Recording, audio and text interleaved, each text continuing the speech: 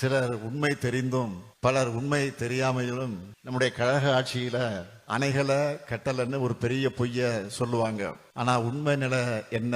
நம்முடைய முத்தமிழிலும் கரை கண்ட தலைவர் கலைஞர் அவர்கள் தமிழ்நாட்டினுடைய நீர்நிலைகளை காக்கக்கூடிய செயல்பாடுகளையும் நிறைய செஞ்சிருக்கிறார்.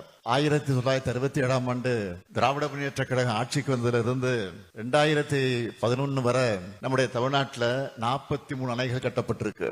அதை பட்டியலோடு பெயர்களோடு சொல்ல வேண்டும் என்று சொன்னால் உப்பாறு, சிற்றாறு 1, சிற்றாறு 2, பெருவாரி பள்ளம், சோலையாறு, பொன்னியாறு, கருப்பாநதி, ராமநதி, பரப்பலாறு, மேல் நீராறு, பிளவக்க கோவிலாறு, பிளவக்க பெரியாறு, குடகனாறு, பாலாறு, பாலாறு பொருந்தலாறு, குண்டேரி பள்ளம், வரதமாநதி, வட்டமலைக்கரை ஓடை, மருதா நதி, வரட்டு பள்ளம், கீழாறு, குண்டாறு, குதிரையாறு, ஆனைக்குட்டம், ராஜத்தோப்பு, சோத்துப்பாறை, மோர்தானா நீர்த்தேக்கம், அடவி நயினார், பொய்கையாறு, வடக்கு பச்சையாறு, சாஸ்தா கோவில், கடனா நதி, நம்பியாறு, சண்முகா நதி, மிருகண்டா நதி, கமண்டல நதி, பண்டல் ஓடை, ஆண்டியப்பனூர், நல்லதங்கால், நங்கஞ்சியாறு, சிறுமலையாறு, இருக்கன்குடி, குப்பநத்தம், மாம்பழத்துறையாறு, இப்படி 43 நீர்த்தேக்கங்களை உருவாக்கினவர் தான் நம்முடைய முத்தமிழறிஞர் கலைஞர் அவர்கள்.